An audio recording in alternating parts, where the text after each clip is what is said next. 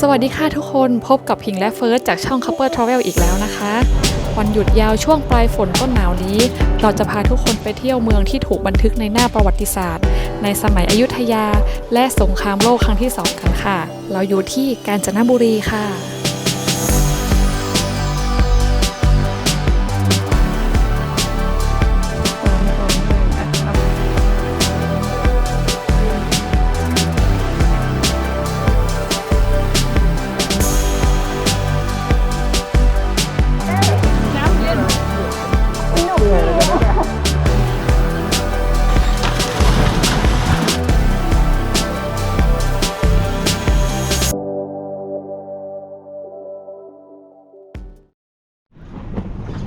สวัสดีตอนเช้าวันที่2นะคะวันนี้เราก็เช็คอินออกจากโรงแรมเรียบร้อยแล้วค่ะตอนนี้ประมาณ8 โมงเช้าค่ะนี่ที่พักที่เราพักเมื่อคืนโอ้โห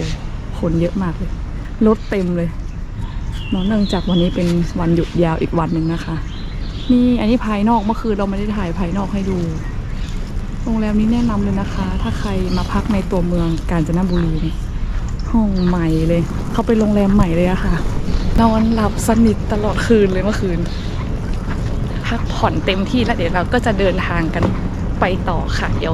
ววันนี้เราจะไปที่ไหนกันต่อก็ติดตามชมนะคะ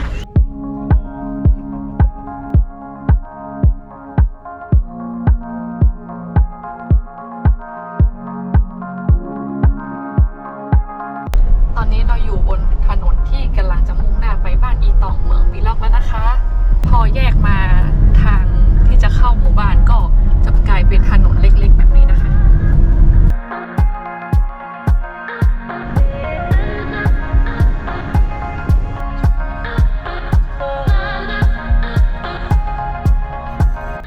ถนนโคตรเคี้ยวมากนะคะแต่เส้นทางสวยงามมากเลยค่ะเพราะว่า2 ข้างทางจะเป็นต้นไม้ใหญ่นะคะแล้วก็ภูเขาเราก็ขับรถลัดเลาะไปตามภูเขาแบบนี้นะคะถนนบางช่วงจะเป็นถนนลูกรังถนนชำรุดและมีการก่อสร้างด้วยค่ะเพื่อนๆที่ขับรถมาเที่ยวกันเองก็ต้องใช้ความระมัดระวังด้วยนะคะตอนนี้เราก็มาถึงเมืองปีล็อกแล้วนะคะกับรถมารวมๆแล้วก็ประมาณจากทางแยกนั่นแหะประมาณชั่วโมงหนึ่งเนาะถ้าจากในเมืองเลยก็คือเราออกตัว8 โมงนะคะแวะทานข้าวแวะเติมน้ำมันก็มาถึงที่นี่เที่ยงครึ่งพอดีประมาณนั้นนะคะ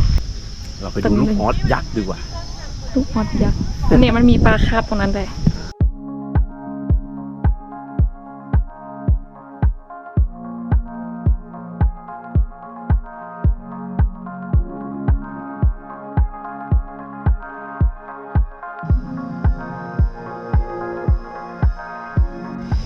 นี่ไงลูกออสยักษ์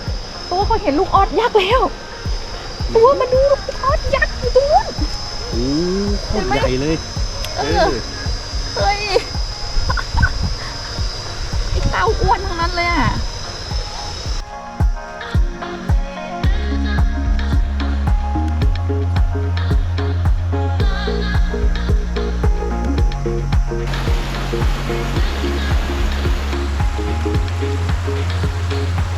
น้ำเย็นมากเลยอากาศก็ดีตรงนี้ก็ฟินดีเหมือนกันนะคะ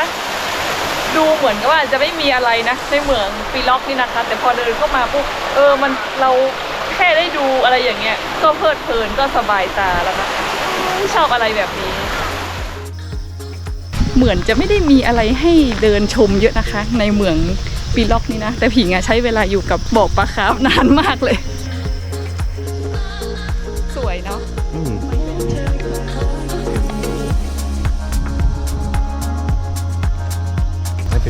เดินเที่ยวที่เหมืองปีล็อกเสร็จแล้วนะคะเราก็มาต่อกันที่หมู่บ้านอีตองกันเลยค่ะเดินข้ามถนนมาแค่นิดเดียวนะคะตรงนี้ก็จะเป็นทางเข้าบ้านอีตองละเดี๋ยวเราจะมาหาอาหารกลางวันทานที่นี่กันค่ะไป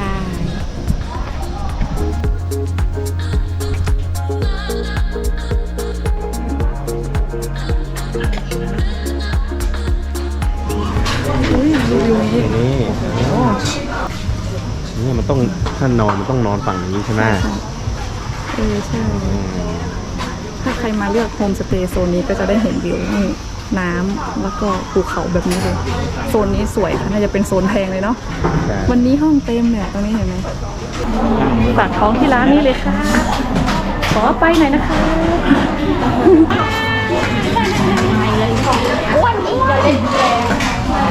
จะดูชมพู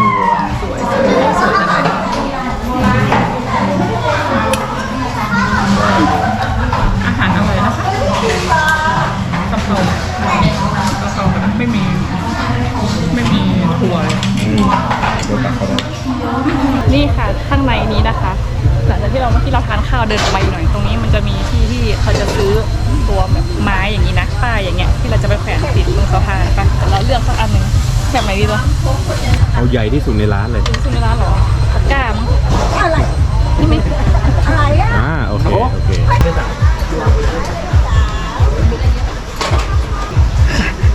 ใครเห็นอันนี้ก็ตามมากดซับสไครต์ให้ด้วย เอาที่บ้านนี่ไม่มีตังค์โอเค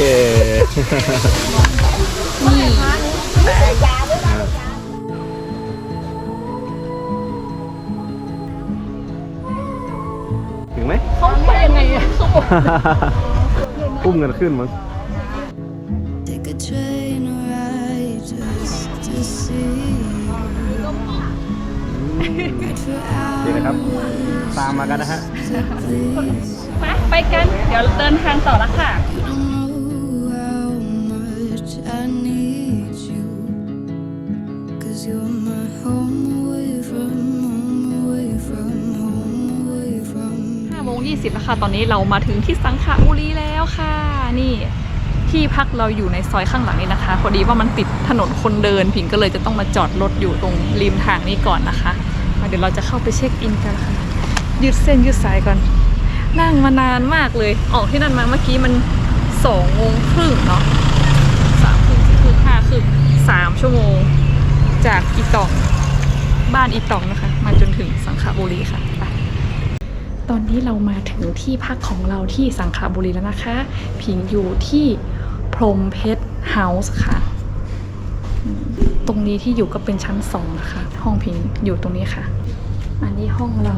เป็นห้องไม่ใหญ่นะคะเนี่ยมันก็จะเป็นห้องเล็กๆอย่างเงี้ยค่ะมีที่นอนสำหรับ2คนนะคะมีตู้เย็นมีโซนตรงนี้เอาไว้เก็บผ้าเก็บของเนาะแล้วก็มีห้องน้ำในตัวประมาณนี้ค่ะค่ะแต่ว่าตอนที่เราเช็คอินเข้ามานะคะมันก็จะมีปัญหานิดนึงนะคะที่เขาพยายามที่จะโทรติดต่อเราแล้วก็แจ้งว่า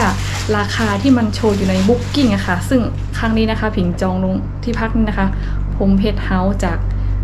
booking.com เนาะแล้วก็ซึ่งใน booking เนี่ยมันระบุราคาไว้ที่765 บาทนี่นะคะแต่ว่าทางโรงแรมเนี่ยเขาบอกว่าเขาคิดราคาที่850 บาทเขาพยายามที่จะโทรแจ้งเรานะคะแต่ว่าติดต่อไม่ได้ก็เลยทำให้วันนี้แต่ห้องพักมีนะคะเพียงแต่ว่าราคาที่เราจะต้องจ่ายเนี่ยคือ850 บาทถ้าจองแล้วเนาะอาจจะต้องโทรคอนเฟิร์มกับทางเจ้าหน้าที่เขาอีกครั้งหนึ่งนะคะเพื่อความชัวร์เนาะ เอาเลย ตอนนี้เราก็เช็คอินเข้าที่พักเก็บของเรียบร้อยแล้วนะคะ หลังจากนั้นเนี่ยก็คิดว่าเดี๋ยวเราจะเดินออกมาที่ถนนคนเดินค่ะเนี่ยมันอยู่ตรงหน้าที่พักเราพอดีเลยเดินออกมาก็จะเป็นถนนคนเดินเลยนะคะแล้วก็เดี๋ยวเราเดินไปที่สะพานมอญกันด้วย ไปดูบรรยากาศสะพานมอญตอนเย็นๆอย่างนี้ค่ะหรืออยากกินอะไรอีกนี่ขายยังไงคะ20 บาทจ้ะแล้วก็มันต้องจิ้มกับนี่หรอจิ้มกับน้ำข้นจ้ะอ๋อโอเคอันนี้เอา ขนมทองยก ใส่นี่ขนมทองโยกกินกับนมข้นเขาค่ะมันจะเป็นงาเป็นเหมือนเป็นข้าวเนาะข้าวผสมงาแล้วก็เอาไปทอดหอมงาดิอร่อยไหม อร่อยหวานไอ้ตรงที่จิ้มเนี่ย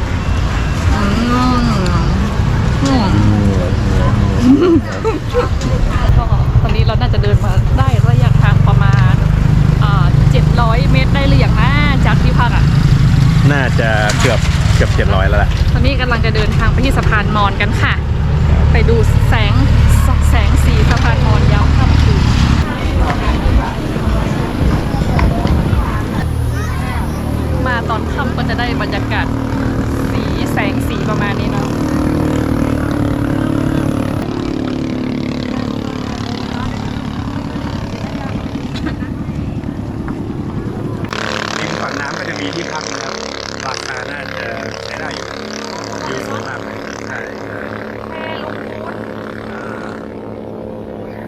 อบโซนนี้ก็เซิร์ชGoogle เลยค่ะแพลุงบุญโซน A มีเป็นอย่างนั้นเลยสวยนะ ใช่ใช่ เรือให้พายเล่นตรงนั้น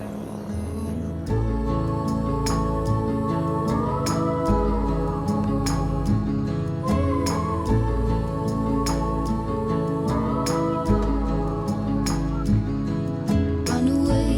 from home. Why don't you? ตอนนี้กลับมาที่ถนนคนเดินแล้วค่ะนี่เรามานั่งกินหมูจุ่มพม่าตอนนี้สั่งสปาเกตตี้พม่าไปนะคะเดี๋ยวรอดูว่าหน้าตาเป็นยังไง รอดูครับ สปาเกตตี้อ๋อเดี๋ยวชิมยำสปาเกตตี้ ไม่ใช่ยำเอาชุด50ถุงเลย เป็นไงบ้าง ใส่บูหินเอาอยู่ในตู้ อร่อยไหม ก็จะจะให้แล้วกัน อร่อย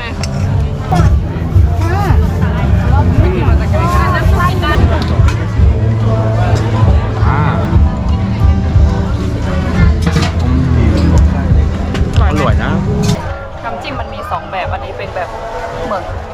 คล้ายๆน้ำจิ้มซีฟู้ดผสมกับน้ำจิ้มข้าวมันไก่อะ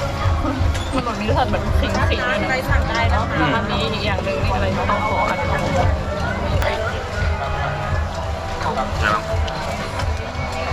อันนี้คล้ายๆซอสพริก อร่อย ใช่คืออันนี้มันเหมือนมันตุ๋นมาแล้วอะเนาะ อร่อย ตุ๋นเปื่อยมาแล้วอะอันนี้แค่เอามาจุ่มให้มันร้อนแล้วบอกไม่แน่ใจนะ เอาน้ำจิ้มแดงเลย นี่ด้วยนะแม่ค้าบอกว่าแทงไม่ค่อยทันนี่แหลมอยู่นี่แหลมอยู่ตรงนี้เห็นไหมข้างล่างนะแหลมอยู่ข้างล่างเลยหมูอยู่ข้างบนแทงเร็ว เก็บตังค์ด้วยนะครับ ไม่รู้นะเขาก็แต่ว่าเดี๋ยวจะหยิบเล็กๆน้อยๆก็พอกินได้อยู่ อยากกินแบบแปลก เรากินไป50ไม้ค่ะ สัก100 บาททวนอร่อยดีครับ อร่อยดี เป็นนิน เท่าไหร่ เหรียญก็เป็นกระเทียมนี่450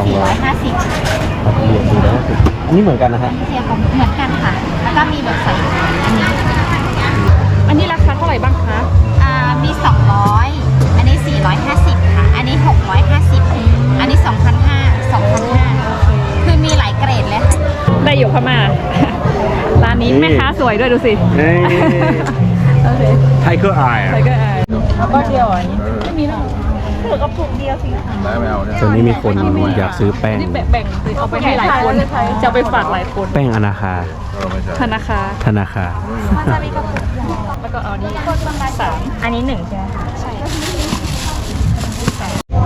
ตั้งกูลแปลว่าขอบคุณ ตั้งกูลคือ ตั้งกูลขอบคุณ สวัสดีแล้วฮะ บะเงยละอาวบะเงยละอาวแปลว่าสวัสดี พรุ่งนี้เตรียมใช้เลยฮะ โอเค มะเงยละ ก็ อาว มาดูคลิปเลยนะ โอเค ขอบคุณค่ะ ครับขอบคุณครับ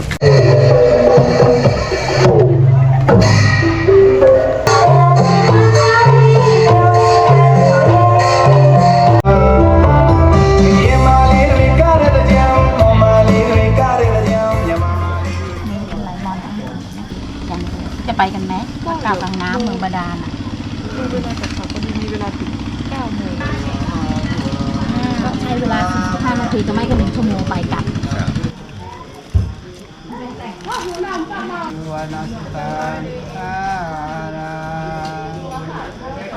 สวัสดีตอนเช้าค่ะ อันนี้ก็เช้าอีกวันแล้วนะคะ เราอยู่ที่สะพานมอญแล้วค่ะ ตอนนี้จะกลายเป็นบรรยากาศสะพานมอญของตอนเช้าๆแล้วนะคะ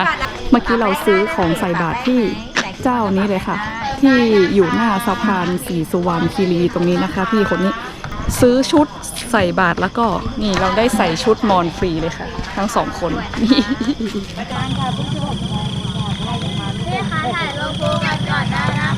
เราอยู่กับน้องเปรี้ยวนะคะ เดี๋ยวน้องเปรี้ยวจะอธิบายประวัติของสะพานมอญให้ใช่ไหมคะเริ่มเลย ค่ะเดี๋ยวก่อนที่หนูจะเริ่มเล่าค่ะหนูขอแนะนำตัว ชื่อก่อนค่ะสวัสดีค่ะหนูชื่อน้องเปรี้ยวค่ะส่วนสุดของสะพานไม้ค่ะ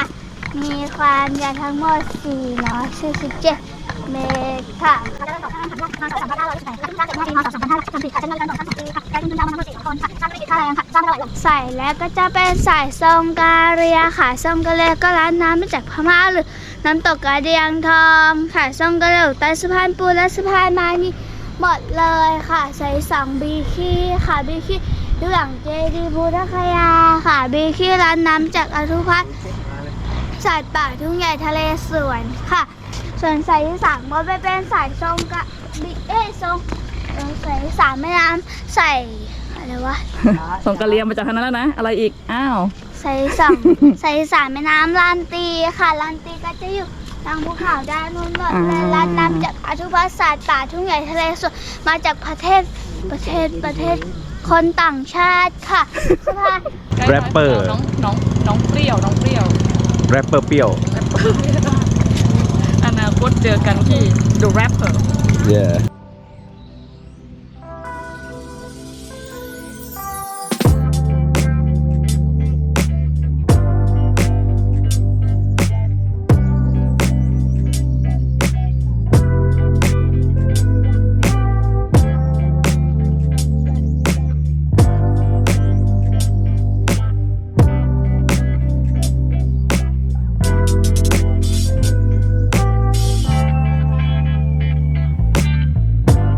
เมื่อกี้เราใส่บาตรเรียบร้อยแล้วแต่ว่าเราใส่ที่ฝั่งไทยเนาะ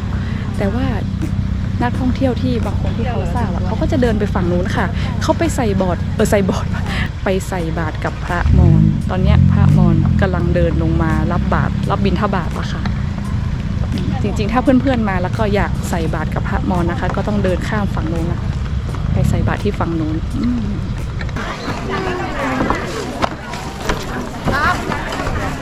นี่ค่ะตรงนี้ข้ามไปตรงนี้ก็จะเป็นฝั่งมอญตร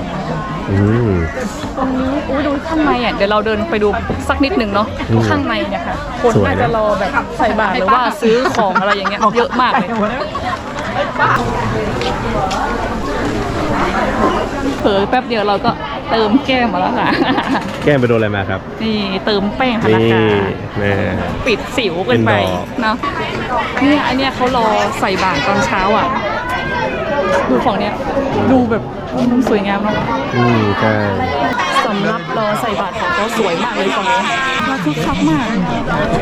ก็ว่าอยู่ว่าเมื่อกี้ตอนที่เราอยู่ตรงสะพานนะคะมีแต่คนเดินมานะแทบจะไม่มีคนเดินสวนกลับไปทางนั้นเลยคือเขามารอใส่บาตรกันอยู่ตรงนี้นี่เองนะคะอุ้ยพี่แจ็คเฮ้ยจริงๆแล้วนอนฝั่งนี้ก็น่าจะดีเหมือนกันเนาะจริงถ้ามานอนฝั่งนี้ก็คึกคักดีนะคะ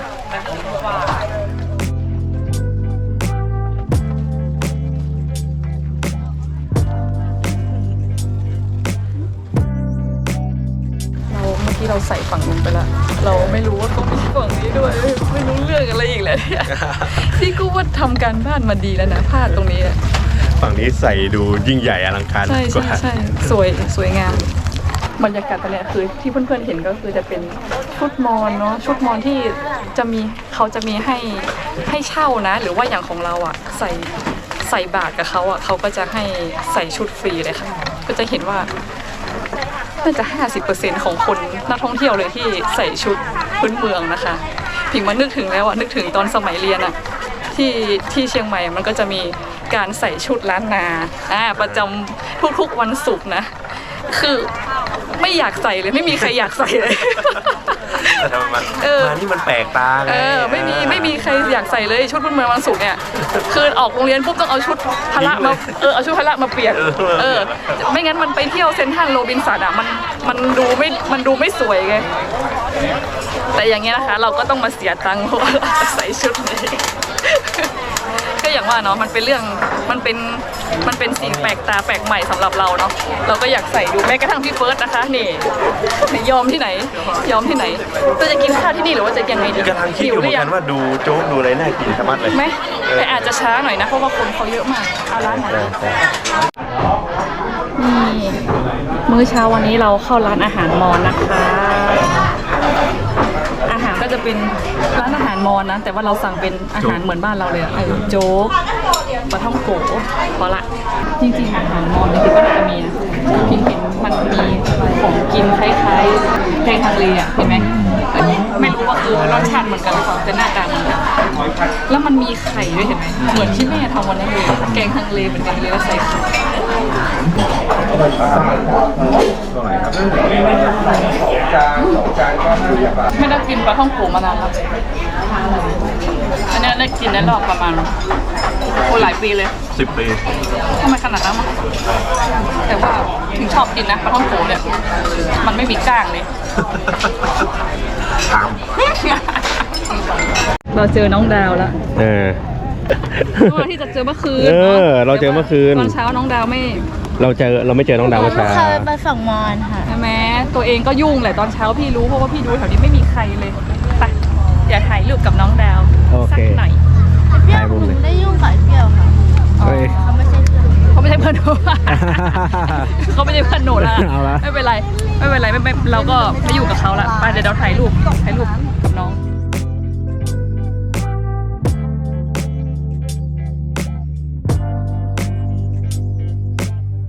เราอยู่ใต้สะพานมอน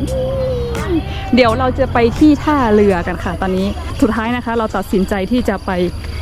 ล่องเรือชมวัด3 วัดค่ะ เดี๋ยวไปล่องเรือกันใช้เวลาประมาณ1 ชั่วโมงค่ะตอนนี้8 โมงละเป้าหมายเราก็คือเที่ยว1 ชั่วโมงมาถึงที่นี่9 โมงนะคะตัวร้อนมากวะเนี่ย สบาย สงสารพี่เฟิร์สข้างในมีกางเกงยีนอีกตัวหนึ่ง ตั้งกูนกูนเลยตัว ตั้งกูนแล้วกันนะตั้งกูน thank you คล้ายๆ thank you จำไม่ง่าย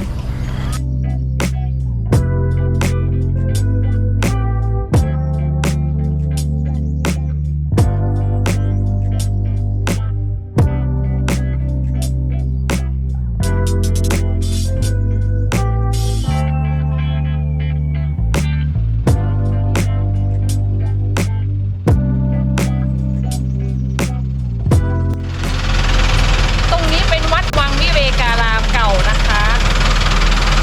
ตรงนี้คือกุฏิหลวงพ่อค่ะในอดีตนะคะเขาบอกว่าปีนี้น้ำน้อยเราเลยเห็นคานข้างบนถ้าเป็นก่อนหน้านี้คือเราจะไม่เห็นคานเลยจะท่วมมิดเลยค่ะ ถ้าเป็นมีนาเมษาสามารถเดินเที่ยวตรงนี้ได้เลยค่ะแต่ถ้าเรามาช่วงหน้าฝนนะคะก็แน่นอนเนาะเป็นอย่างนี้เลย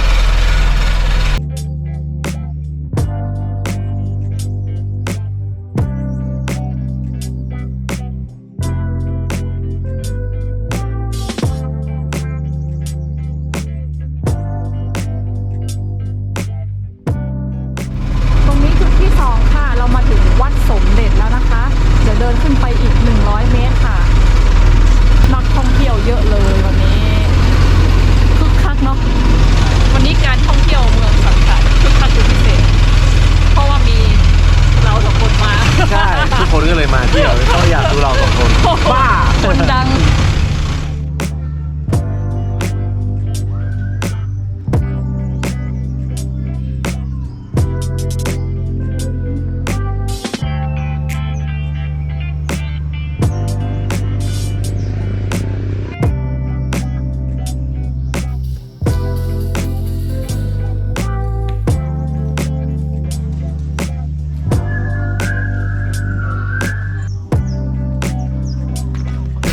อันนี้อีกวัดหนึ่งนะคะ จมทั้งปีเลยเหรอครับ จมทุกปีเป็นวังบาดาลเลยนะวัดนี้นะคะเราลงไปดูไม่ได้นะส่งโกโปรลงไปแทนนะคะเพราะว่าน้ำขึ้นเนาะท่วมมิดเลยไม่เห็นอะไรสักนิดเลยนะคะ